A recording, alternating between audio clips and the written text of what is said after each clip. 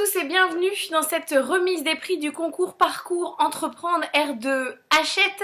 Je suis Laure Closier, je suis journaliste à BFM Business et je suis ravie de vous accueillir. On va parler d'entreprise ensemble, d'entreprise et d'étudiants. Je suis vraiment très contente de parler aux étudiants parce que sur BFM Business on parle plutôt aux entrepreneurs, aux gens qui travaillent déjà dans les entreprises, mais assez peu à un public jeune. Donc je suis très contente que les jeunes s'intéressent aux entreprises.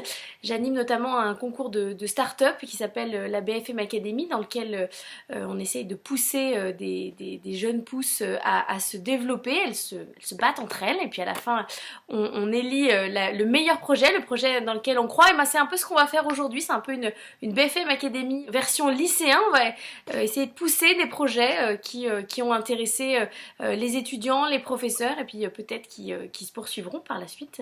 Allons savoir.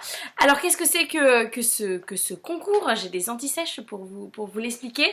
C'est la première association d'enseignants qui a organisé ce concours R2E, une rencontre entreprise enseignants en partenariat avec Hachette, l'ONICEP et Kangaï. Un concours pour apprendre à développer ses soft skills. Alors les soft skills, je ne sais pas si vous savez ce que c'est, mais c'est le mot à connaître dans le monde du 21e siècle. Ce sont les compétences douces, c'est-à-dire développer votre savoir-être, développer votre manière de vous comporter. Il y a les hard skills, ça ce sont tout ce que vous savez faire, tout ce que vous avez appris à l'école. Et puis il y a aussi tout ce qui ne s'apprend pas directement, mais qui peut se développer, par exemple le sens de l'humour ou même le fait d'être ponctuel. Et ben ça aussi c'est une soft skills. Alors bien sûr le public qui a travaillé sur ces projets, ce sont les lycéens de seconde qui ont choisi l'option management et gestion accompagnés par leurs professeurs. Plus de 750 lycéens de 17 académies différentes, 173 projets de création d'entreprise ou d'associations qui ont travaillé sur ce projet. Eh bien, merci à tous d'avoir travaillé. Je ne sais pas ce que vous avez retenu de l'entreprise, mais je suis curieuse de le savoir. On a pas mal d'intervenants qui vont intervenir. Avant de remettre ces prix, on a 3 prix ensemble à regarder. Le prix du numérique, le prix de l'ESS et le prix Hachette. Ça sera à la fin de cette vidéo. Aujourd'hui, on va parler avec Stéphane Gourdet. Il est responsable du pôle entrepreneur à la direction de l'éducation financière de la Banque de France. La Banque de France a notamment créé un musée à Paris maintenant. Je ne sais pas si vous y êtes allé, mais on peut jouer à faire le petit économiste. On peut jouer à créer de l'inflation dans le musée de la Banque de France. Mais là, c'est pas le sujet, même si l'éducation financière, en fait, c'est le rôle aussi de la Banque de France.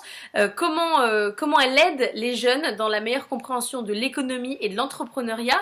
C'est donc Stéphane Gourdet qui nous explique quel est le rôle de la Banque de France dans cette histoire. Je suis responsable du pôle entrepreneur à la direction de l'éducation financière de la Banque de France. Ça nous fait 2 informations importantes. Oui, l'éducation financière, c'est aussi pour les entrepreneurs et la Banque de France s'occupe d'éducation financière. La Banque de France est même l'opérateur national en charge de, accrochez-vous, l'éducation économique, budgétaire et financière pour tous les publics.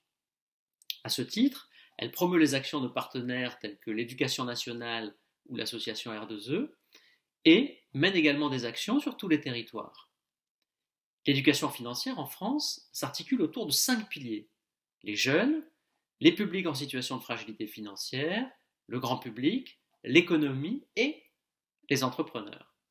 Et c'est au titre de ce 5e pilier, les entrepreneurs, que la Banque de France est heureuse et fière d'être partenaire de cette première édition du concours Parcours Entreprendre R2E Hachette. Concrètement, le 5e pilier, les entrepreneurs, c'est avant tout un portail, mesquestionsdentrepreneurs.fr, qui met à disposition de façon libre et gratuite des ressources documentaires ainsi que des outils ludiques et pratiques soigneusement sélectionnés par la Banque de France et ses partenaires. Fin 2020, ce portail deviendra un outil de 2e génération pour mieux vous servir et vous faire gagner encore plus de temps. Si vous surfez dessus dès aujourd'hui, vous découvrez le jeu Aventure Entrepreneur, également créé par la Banque de France. Et justement, c'est ce jeu que la Banque de France a choisi pour récompenser les lauréats du concours cette année. Concrètement, la Banque de France ne se contente pas d'offrir une boîte de jeux. Elle se déplace dans toutes les classes des lauréats pour faire jouer l'ensemble de la classe et découvrir la gestion financière d'une entreprise en s'amusant. La Banque de France ajoute des passes pour Citeco. Citeco, c'est le premier musée de l'économie et de la monnaie d'Europe. C'est aussi une réalisation de la Banque de France et c'est, je crois, notre plus belle vitrine d'éducation financière. Pour conclure, je voudrais remercier tous les participants, féliciter les lauréats et remercier également l'association R2E pour cette belle initiative, ainsi que tous les partenaires qui ont rendu cela possible. Merci à tous, je vous souhaite une très belle édition et à l'année prochaine pour une vraie cérémonie grandeur nature. Merci de votre attention. Et on arrive au moment tant attendu, roulement de tambour, je vais vous donner le nom des gagnants. Alors attention, vous croyez qu'il y en avait 3, il y en a 4 parce qu'il y a des ex-aequo. Pour le prix du numérique, c'est Ospot, bravo à eux. Pour le prix Hachette, c'est Banco.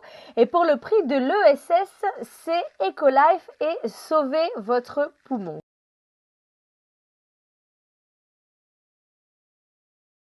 Mesdames, Messieurs, bonjour. Nous sommes Mathieu, Anaël, Mansef, les créateurs de l'entreprise Ospot.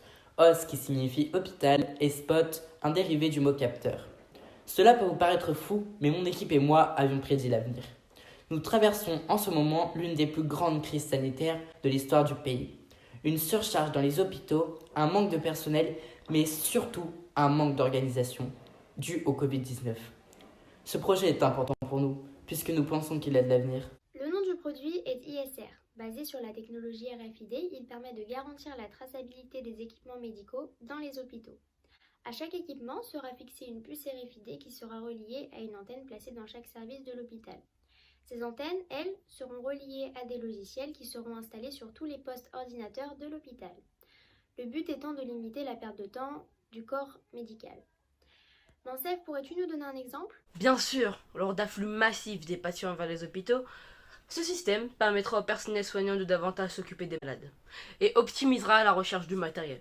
Il permettra aussi de créer un réseau entre les différents hôpitaux selon le matériel qu'ils possèdent. Nos cibles sont les grands hôpitaux influents, car les petites cliniques ou les cabinets possèdent un nombre d'équipements beaucoup moins important.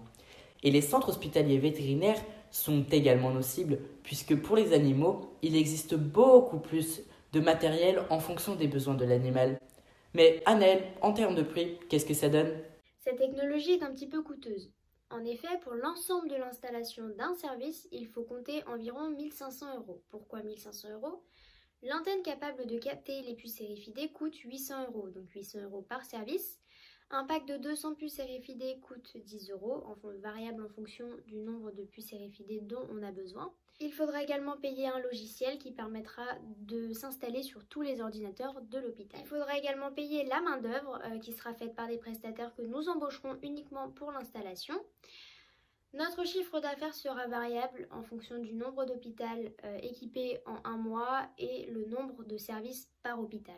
Notre entreprise débutera en tant que micro-entreprise et deviendra au fur et à mesure du temps une SARL, car le chiffre d'affaires deviendra trop élevé. Notre plus gros avantage est l'absence de concurrents. En effet, le seul potentiel serait Tech-Hôpital, qui propose le même principe que nous, mais uniquement au service chimiothérapie. De plus, n'a jamais été sur le marché. Pour l'achat, nous ne ferons ni site internet, ni publicité. Nous contacterons nous-mêmes les hôpitaux afin d'avoir un entretien et présenter notre projet. Que ce soit hôpitaux publics, privés ou cliniques, tous ces centres hospitaliers pourront bénéficier de cette technologie d'avant-garde. Nous devons absolument réagir face aux circonstances et notre service ISR est la solution. Merci de nous avoir écoutés.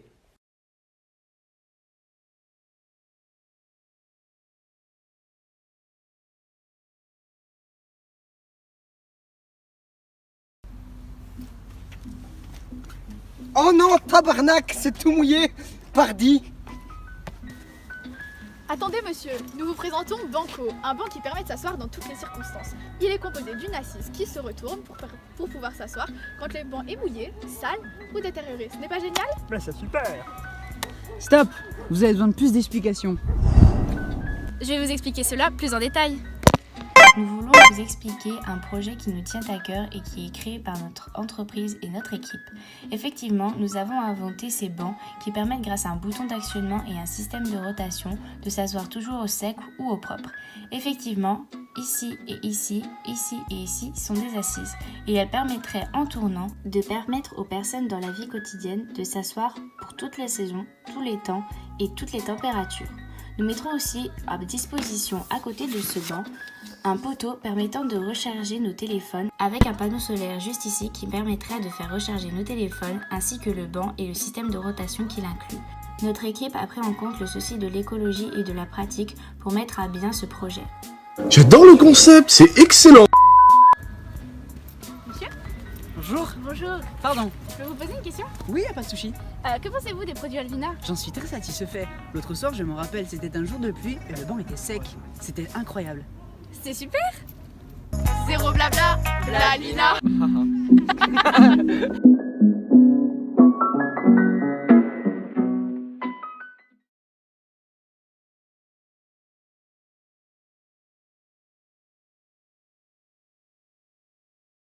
Bonjour, je m'appelle Flora Dorancy, j'ai 15 ans.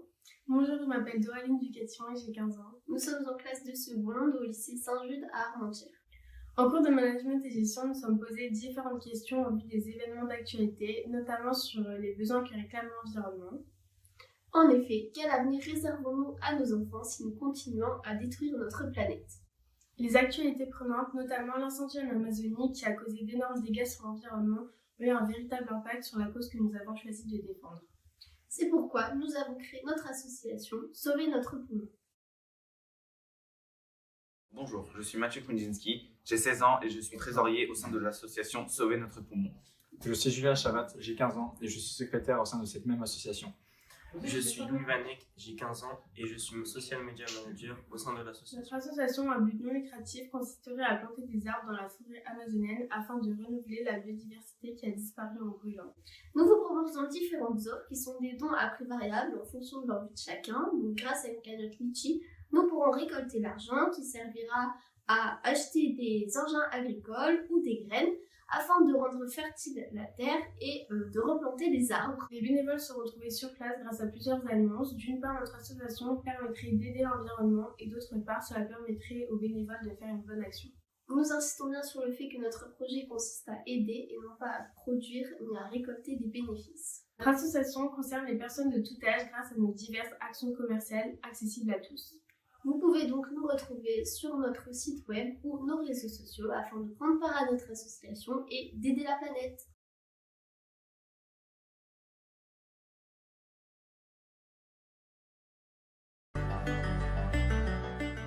Bonjour à tous. Alors, vous ne nous reconnaissez sûrement pas et c'est très normal. Nous sommes Ecolive, une petite entreprise qui vient juste d'arriver. Notre seul but, c'est de préserver l'environnement, donc la planète, en essayant de polluer moins. Ok, vous avez déjà entendu ce discours plusieurs fois sur internet et nous avons trouvé une des solutions pour résoudre ce problème. Ecotrash, une poubelle incinérante. Oui, en effet, c'est hors du commun, car nous sommes la première entreprise à commercialiser ce produit pour le particulier et pour le professionnel à la fois. Mais notre plus grande avancée n'est pas l'incinération de déchets comme vous pouvez le penser, même si c'est déjà énorme. L'incinération de déchets produit du CO2. Et nous, Ecolife, avons trouvé le moyen de recycler ce CO2 en carburant écologique, utilisable pour vos véhicules compatibles et même pour d'autres utilisations. Nous proposons ce produit pas uniquement aux professionnels, mais aux particuliers comme expliqué précédemment. Et nous vous le conseillons. Nous visons tout le monde, enfants, adolescents, adultes, cuisiniers, professeurs, médecins, entrepreneurs. Cette poubelle est faite pour vous.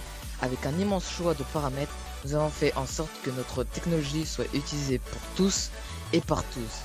Nous avons équipé nos systèmes pour les rendre utilisables par les malvoyants. Pour la modique somme de 700 €, n'hésitez pas à aller sur ecolife-project.fr pour commenter votre exemplaire. N'oubliez pas, nous sommes Ecolife et nous sauvons la planète avec vous. Merci beaucoup à tous d'avoir suivi cette cérémonie avec nous. C'est vrai qu'on aurait préféré se voir en chair et en os, voir se toucher, se parler d'entrepreneuriat. En tout cas, bravo à tous ces lycéens qui se lancent dans ces projets. Si vous avez envie d'en parler avec nous à BFM Business, vous n'hésitez pas sur les réseaux sociaux. Moi, je lis, je tweet, je LinkedIn. Parlez-moi, proposez-moi vos projets. Même si vous avez besoin de conseils, parfois quand je m'ennuie avant de m'endormir, je réponds. En tout cas, merci à tous de nous avoir suivis et à très bientôt.